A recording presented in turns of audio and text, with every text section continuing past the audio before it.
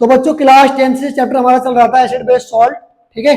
अब इसका next lecture लेकर के हम आप लोगों के लिए आ गए हैं। यहाँ पे हमारा टॉपिक क्या होने वाला है इसमें बच्चों, क्या टॉपिक होने वाला है, बेस। तो हम यहाँ से स्टार्ट कर रहे हैं इसमें बेस से, ठीक है। तो चलिए स्टार्ट करते हैं। बेस क्या होते हैं बच्चों, देख लीजिए। पहला पॉइंट क्या है इसमें, base which is soluble in water is also called an alkali. पहला पॉइंट इन्होंने बताया कि जो ऐसे बेस होते हैं जो कि वाटर में सॉल्युबल होते हैं उनको हम क्या कहते हैं, एल्कली कहते हैं। इसके बारे में इंट्रोडक्शन हमने पहले पढ़ लिया था कि बेस जो होते हैं वो बेटर इन टेस्ट होते हैं, वो OH माइनस आयन गिव्स करते हैं वाटर के साथ में, है ना। तो यहाँ पे एग्जांपल दिए इसके एल्कली के, कौन कौन से एग्जांपल हैं, sodium hydroxide, calcium hydroxide, potassium hydroxide, ammonium hydroxide और मैग्नीशियम हाइड्रोक्साइड। ये किसके एग्जांपल है बच्चों, ये आपके बेस के एग्जांपल हैं, ठीक है। जिनमें के कुछ एल्कली भी हैं और कुछ नॉन एल्कली हैं, ठीक है। बट सभी के सभी क्या हैं, ये बेस हैं। उसके बाद हम आगे बात करें तो टॉपिक हमारा है, टॉपिक क्या है, क्लासिफिकेशन ऑफ एसिड्स। ये हमने कर लिया है ऑलरेडी। हम अब पढ़ रहे हैं बेस। किसको पढ़ रहे हैं बच्चों, बेस को पढ़ रहे हैं। यहाँ से क्लासिफिकेशन ऑफ बेस। तो यहाँ से हमारे पास ये बेस दो पार्ट में क्लासिफाइड है। First is strong base, second one is weak base. Strong base क्या होते हैं, the basis which gives more number of hydroxide ions. ऐसे बेस जो मोर नंबर हाइड्रोक्साइड आयन गिव्स करते हैं वो बच्चों क्या होते हैं, वो स्ट्रॉन्ग बेस होते हैं। एग्जांपल आप देख लीजिए, सोडियम हाइड्रोक्साइड, पोटेशियम हाइड्रोक्साइड और अमोनिया। अब आपके माइंड में एक क्वेश्चन आ रहा होगा कि सर अमोनिया के पास में तो OH ही नहीं है, तो ये कैसे बेसिक हो गया। बेटा जरूरी नहीं है कि H+ वाला ही एसिड होगा, OH- वाला ही बेस होगा, ऐसा कुछ नहीं है, ठीक है। क्योंकि आपने केवल यहाँ पे आर्हेनियस कॉन्सेप्ट पढ़ा है। अभी आप ब्रॉन्स्टेड लोरी और लुईस के कॉन्सेप्ट से वहां पे अभी अननोन है, उनके बारे में अभी नहीं जानते, जिसके बारे में आप 11th में पढ़ेंगे, ठीक है। तो अभी आप ये समझ लीजिए कि अमोनिया भी एक बेस होता है, ठीक है। इसके बाद अब वीक बेस की हम बात करेंगे तो बेटा वीक बेस में कौन सा एग्जांपल होगा इसका, अमोनियम हाइड्रोक्साइड हो जाएगा। और ये क्या होते हैं, ये less number of hydroxide ion produce करते हैं। जब इनको वाटर में डाला जाएगा तो ये less number of hydroxide ion produce करेंगे, और जो हमारे स्ट्रॉन्ग बेस होंगे वो मोर हाइड्रोक्साइड आयन प्रोड्यूस करेंगे विद द वाटर सॉल्यूशन, ठीक है। तो आप आई होप आपको बेस समझ में आ गए होंगे, स्ट्रॉन्ग और वीक दोनों ही समझ में आगे होंगे। स्ट्रॉन्ग में क्या होगा, मोर OH- आयन होंगे, और वीक वाले में क्या होंगे, लेस OH- आयन होंगे, ठीक है। इसके बाद आगे चलते हैं हम। टॉपिक क्या है बच्चों हमारा, properties of base. Properties of base में पहला पॉइंट आपने कवर कर लिया है already, basis have bitter taste. तो बेस का जो टेस्ट होता है वो कैसा होता है बच्चों, बिटर होता है। आप यहाँ पे देख सकते हैं, देखो इसने बेस को टेस्ट किया है, और इसका आप देख सकते हैं, इसका एक्सप्रेशन देख सकते हैं आप यहाँ पे कैसा हो रखा है, ठीक है। दूसरा पॉइंट क्या है, bases feel soapy to touch. अगर बेस को टच करेंगे तो उनमें सॉफ्टी फील होता है, सॉफ्ट के जैसे फील होगा। नेक्स्ट पॉइंट क्या है, basis turns red litmus blue. Base क्या करते हैं, रेड लिटमस को ब्लू में कन्वर्ट कर देते हैं। ये हमारे पास में कोई रेड लिटमस पेपर है और ये हमारे पास बेसिक सॉल्यूशन है। जैसे इस लिटमस पेपर को हमने डिप्ट करा इस सॉल्यूशन में तो किस कलर में कन्वर्ट हो गया, ये ब्लू कलर में, सही है। तो रेड लिटमस पेपर जो होगा वो किस में कन्वर्ट हो जाएगा बच्चों, इसमें ब्लू में, ठीक है। उसके बाद आगे चलते हैं, अगली प्रॉपर्टी क्या है, प्रॉपर्टीज ऑफ बेस में अगला प्रॉपर्टी क्या है, base conduct in solution electricity. Base जो होते हैं बच्चों वो इलेक्ट्रिसिटी को कंडक्ट करते हैं सॉल्यूशन में। बेटा मैंने आपको पहले बताया था, ऐसे सब्सटेंस जिनमें फ्री आयंस होते हैं वो इलेक्ट्रिसिटी को कंडक्ट कर सकते हैं, है ना। तो यहाँ पे आप देख सकते हैं हमारे पास में क्या है, सोडियम हाइड्रोक्साइड है। यहाँ पे भाई बेस क्या है, हमने लिया सोडियम हाइड्रोक्साइड, सपोज दैट, ठीक है। और इसमें 2 इलेक्ट्रॉन लगा दिए, हमारे पास में एक एनोड है दूसरा कैथोड है, और एक बैटरी लगा दी इन दोनों पे। जहाँ पे ये स्विच लगा है तो यहाँ पे जो बल्ब होगा ये ग्लो करना स्टार्ट कर देगा। क्यों, क्योंकि यहाँ पे इलेक्ट्रिसिटी पास हो जाएगी इसमें। क्यों, क्योंकि हमारे पास में इसमें क्या है, आयंस है। और बेटा जिनमें फ्री आयंस होते हैं वहां पर इलेक्ट्रिसिटी पास हो जाती है। तो ये आपका गुड कंडक्टर हो जाएगा, ये भी किसका, इलेक्ट्रिसिटी का। नेक्स्ट प्रॉपर्टी क्या है, bases react with some metals. Base जो होते हैं वो सब मेटल के साथ में रिएक्ट करते हैं, और वहां पे भी क्या बनाते हैं, हाइड्रोजन गैस एंड सॉल्ट। और यहाँ पे मेटल कौन कौन सी है, ओनली एल्यूमिनियम एंड जिंक। जब बेस आपका एल्यूमिनियम और जिंक से रिएक्ट करेगा तभी वहां पे क्या बनेगा, आपका सॉल्ट और हाइड्रोजन गैस बनेगी। तो यहाँ पे एग्जांपल देख सकते हैं आप, सोडियम हाइड्रोक्साइड लिया है, जिंक मेटल लिया है इसमें, तो यहाँ से क्या बना सोडियम जिंकेट, जिसका फॉर्मूला क्या होता है Na2ZnO2, और यहाँ से हाइड्रोजन गैस रिलीज हो गई। तो बच्चों ये किसका एग्जाम्पल हो गया, ये एग्जाम्पल हो गया बेसिस रिएक्ट विद मेटल। ठीक है, तो यहाँ से कौन सी गैस प्रोड्यूस हुई बच्चों, हाइड्रोजन। उसके बाद अगला पॉइंट हमारा इसमें क्या है, bases react with acids to form salt and water. बेटा ये रिएक्शन हमने ऑलरेडी कर ली एक बार फिर से पढ़ लेते हैं इसको, क्योंकि ये एसिड में भी आएगी और बेस में भी आएगी। इस रिएक्शन को नाम दिया जाता है न्यूट्रलाइजेशन रिएक्शन। ऐसा क्यों, क्योंकि एसिड और बेस आपस में कंबाइंड होते हैं और एक न्यूट्रल सब्सटेंस की फॉर्मेशन करते हैं, जिसको कि हम क्या कहते हैं, सॉल्ट। ठीक है, तो यहाँ पे बेस हो गया NaOH और एसिड हो गया H2SO4, तो क्या बनेगा यहाँ से Na2SO4, जो कि क्या है, एक सॉल्ट है, और वाटर बनेगा। ठीक है, तो ये कौन सी रिएक्शन हो जाएगी बच्चों, न्यूट्रलाइजेशन रिएक्शन। इसके बाद नेक्स्ट पॉइंट है bases react with non metal. Base जो होते हैं वो नॉन मेटेलिक ऑक्साइड से रिएक्ट कर लेते हैं to form salt and water, तो वहां से भी क्या फॉर्म करेंगे, वो सॉल्ट और वाटर। यहाँ पे एग्जांपल दिया है कैल्शियम हाइड्रोक्साइड, ये क्या है, मेटेलिक हाइड्रोक्साइड हमारे पास में है, जिसको कि हम क्या कहेंगे, बेस। और ये हमारे पास में क्या है, कार्बन डाइऑक्साइड, जो कि क्या है, नॉन मेटेलिक ऑक्साइड। और जैसे ये दोनों आपस में रिएक्शन करेंगे तो बच्चों यहाँ से बनेगा CaCO3, जिसको कि क्या बोलते हैं हम, कैल्शियम कार्बोनेट। ठीक है, जो कि क्या है, एक सॉल्ट है। और बेटा इसमें क्या बाहर निकल जाएगा, वाटर। क्या बाहर निकल जाएगा इसमें से भी, वाटर। तो यहाँ पे आप देख सकते हैं ये क्या है, नॉन मेटेलिक ऑक्साइड है, और ये क्या है आपका बेस, और यहाँ से दोनों रिएक्ट करके क्या बना रहे हैं, सॉल्ट और वाटर।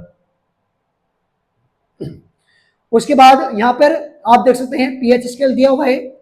ठीक है, ये 0, यहाँ पर 7 नंबर है, और यहाँ पर 14 है। तो आपको बताया जा रहा है यहाँ से 7 से नीचे तक की जो वैल्यू है वो क्या है, एसिडिक नेचर इंक्रीज हो रहा है, इधर को बेसिक नेचर इंक्रीज हो रहा है।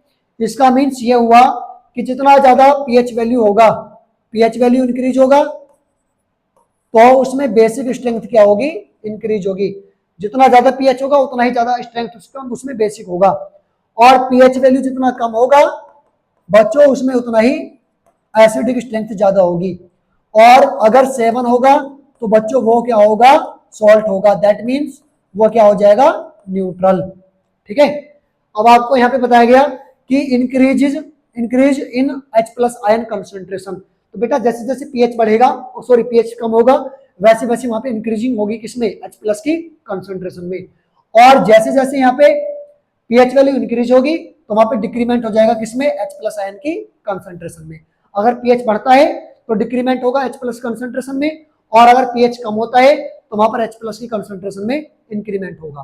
ठीक है, उसके बाद इन्होंने बताया strength of acids and base is measured by a pH scale. जो एसिड और बेस होते हैं उनकी जो स्ट्रेंथ हमें मेजर करनी होती है वो किसकी हेल्प से मेजर की जाती है, pH स्केल की हेल्प से। अब यहाँ पे एक यूनिवर्सल आप देख सकते हैं, यूनिवर्सल एग्जांपल लिए हुए हैं कुछ, ये pH स्केल लिया हुआ है, यहाँ पर 10 आएगा, 11, 12, 13 और 14। तो आप यहाँ पे देख सकते हैं ये क्या है, यहाँ पे गैस्ट्रिक जूस है, जो कि आप जानते हैं हमारे जो स्टोमच होता है, पेट जो होता है, उसके अंदर HCl होता है, HCl के साथ में कुछ और भी कंपोनेंट होते हैं। ठीक है, तो वही जो मिक्सचर होता है उसको हम बोलते हैं गैस्ट्रिक जूस। और इसका जो pH वैल्यू होता है वो कितना होता है बच्चों, उसका pH वैल्यू नियर अबाउट, ये तो लेमन जूस का हो गया, इसका pH वैल्यू 0 से 1 के बिटवीन होता है। यहाँ पर एसिड होता है, इसमें HCl होता है। ठीक है, और लेमन जूस का pH वैल्यू कितना होता है, 2 होता है। लेमन जूस में कौन सा एसिड होता है, सिट्रिक एसिड। उसके बाद यहाँ पे एग्जांपल दिया है किसका, प्योर वाटर का, तो बच्चों इसका pH वैल्यू कितना हो जाएगा, 7 हो जाएगा। देन उसके बाद में किसका एग्जांपल दिया है, milk of magnesia. Milk of magnesia को मैग्नीशियम हाइड्रोक्साइड भी कहा जाता है, और बच्चों इसका pH वैल्यू कितना होता है, 10 होता है। उसके बाद में यहाँ पे क्या है, सोडियम हाइड्रोक्साइड, और बच्चों इसका जो pH वैल्यू होगा वो कितना होगा, 14 होगा। ठीक है, तो यहाँ पर कुछ एग्जांपल देकर के आपको समझाया गया है। ठीक है,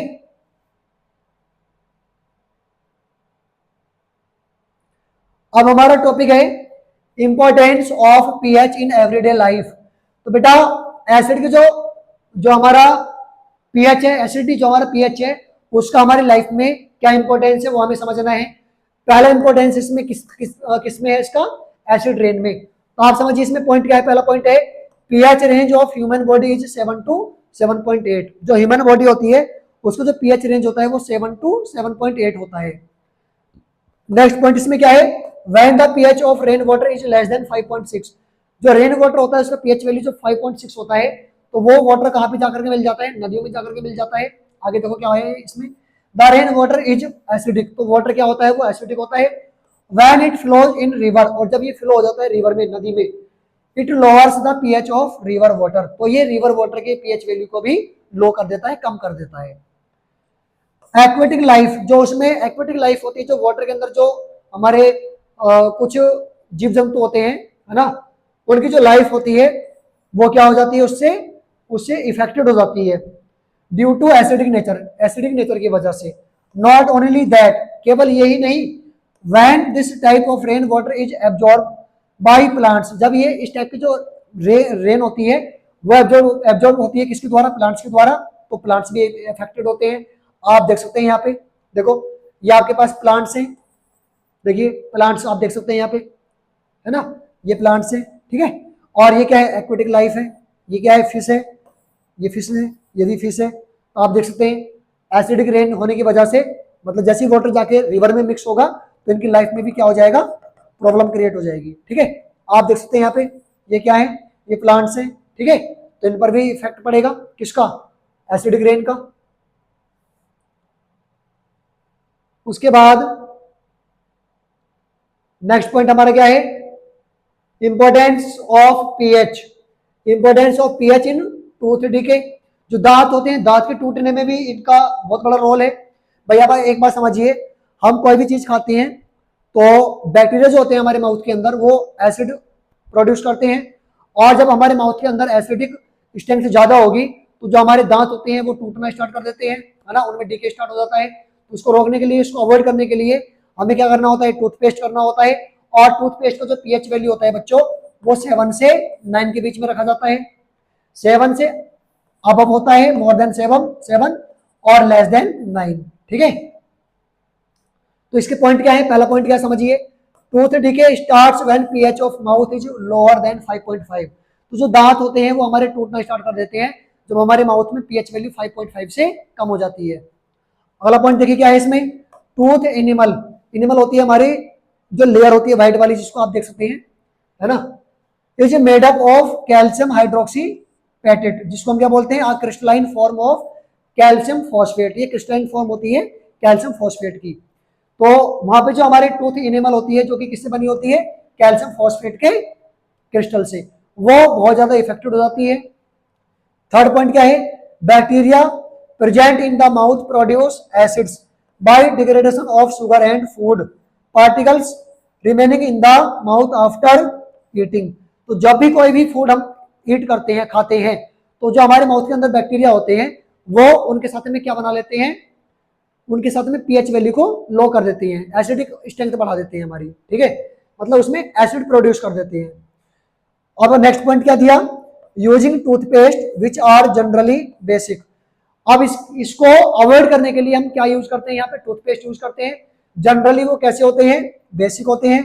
for cleaning the teeth can neutralise the excess acid and prevent tooth decay, और वो टूथ डीके को प्रिवेंट करता है। और हमारे माउथ के अंदर जो एसिड फॉर्म हुआ, प्रोड्यूस हुआ, किसकी हेल्प से प्रोड्यूस हुआ बच्चों, वो बैक्टीरिया की हेल्प से। जो भी हमने फूड खाया है ना, जो भी हमने खाया, शुगर या कोई भी सब्सटेंस खाया है ना, तो उसमें क्या होगा, हमारे माउथ के अंदर एसिड फॉर्म होगा, एसिड प्रोड्यूस होगा। और एसिड को कम करने के लिए, एसिड को न्यूट्रलाइज करने के लिए हम क्या करते हैं, टूथपेस्ट करते हैं, जिसका पीएच वैल्यू 7 से ज्यादा होता है, और वो आसानी से हमारे माउथ के अंदर एसिड को न्यूट्रलाइज कर देता है, और जिसकी हेल्प से टूथ डीके को प्रिवेंट किया जा सकता है, ठीक है बच्चों। तो इसका बहुत बड़ा रोल है किसमें, टूथ डीके में। किसका रोल है बच्चों, पीएच का। उसके बाद नेक्स्ट टॉपिक आप देख सकते हैं यहाँ पे, स्टोमेच एसिडिटी, हमारे पेट के अंदर भी एसिडिटी होती है।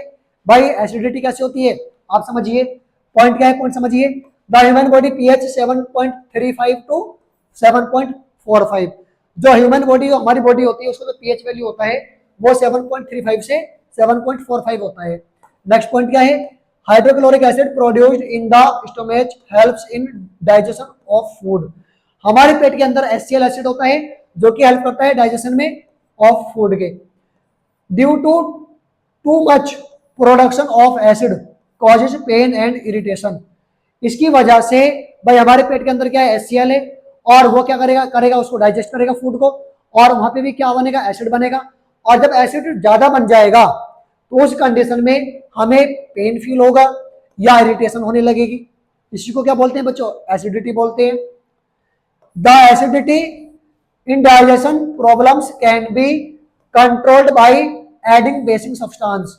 अब इसको कंट्रोल करने के लिए हमें क्या करना होता है, बेसिक सब्सटेंस को ऐड करना होता है, ठीक है बच्चों, कॉल्ड एंट एसिड्स, और उनको हम क्या कहेंगे, एंट एसिड्स कहेंगे। जो भी हम बेसिक मतलब सब्सटेंस यूज करेंगे उनको हम क्या नाम देंगे बच्चों, इसमें एंट एसिड्स। एग्जांपल दिया है यहाँ पे, मैग्नीशियम हाइड्रोक्साइड आप यहाँ पे यूज कर सकते हैं, जिसको हम क्या बोलते हैं, मिल्क ऑफ मैग्नीशिया। अब यहाँ पे एक पॉइंट दिया है बच्चों, basic substance that neutralise acid in the stomach. तो पेट के अंदर जो एसिड है, अगर बेस अंदर जाएगा तो बेस उस एसिड को न्यूट्रलाइज कर लेगा, ठीक है, और एसिडिटी को रोक देगा ये, ठीक है। तो यहाँ पर मिल्क ऑफ मैग्नीशिया का ये आपके पास डब्बा है, और ये आप देख सकते हैं यहाँ पे बेकिंग सोडा प्लस लेमन का यहाँ पे घोल पिया जा रहा है, इसने पिया तो यहाँ पे क्या हो जाएगा, उसके पेट के अंदर जाकर के वो जो एसिड बना है उस एसिड को ये कंट्रोल कर लेगा, वहां पे ये न्यूट्रलाइज कर देगा उसको। इसके बाद आज के लेक्चर का लास्ट टॉपिक हमारा है soil pH in the backyard. जो हमारी अर्थ होती है उसमें हम फार्मिंग करते हैं उस पर, है ना। तो फार्मिंग करते टाइम तरह तरह की फसलें हम लेते हैं उसमें, तो फसल कहाँ पे अच्छी होगी कहाँ पे खराब होगी, वो कौन डिसाइड करता है, मिट्टी की पीएच वैल्यू, ठीक है। तो यहाँ पे पहला पॉइंट क्या है बच्चों, most of the plants grow best when the pH of soil is close to 7। अगर वो 7 के क्लोज है, मिट्टी का पीएच वैल्यू 7 के क्लोज है, तो वहां पर जो प्लांट्स होते हैं वो अच्छे से ग्रो कर लेते हैं।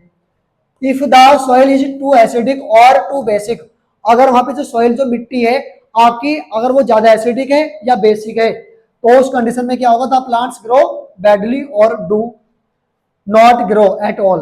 तो वहां पे जो प्लांट्स होंगे वो बैडली ग्रो करेंगे या नहीं भी कर सकते। तो आप यहाँ पे एग्जांपल देख सकते हैं बच्चों, भाई यहाँ पे आप देख सकते हैं यहाँ पे पीएच वैल्यू उसका या तो एसिडिक है या बेसिक है। तो आप देख सकते हैं यहाँ पे कोई भी फसल अच्छे से नहीं हो पा रही, प्लांट्स आप देख सकते हैं बिल्कुल क्या है, सूखे हुए हैं। तो यहाँ पर ये वाला डायग्राम आप देख सकते हैं, यहाँ पर बिल्कुल अच्छे से प्लांट्स इसमें ग्रो कर रहे हैं, ठीक है।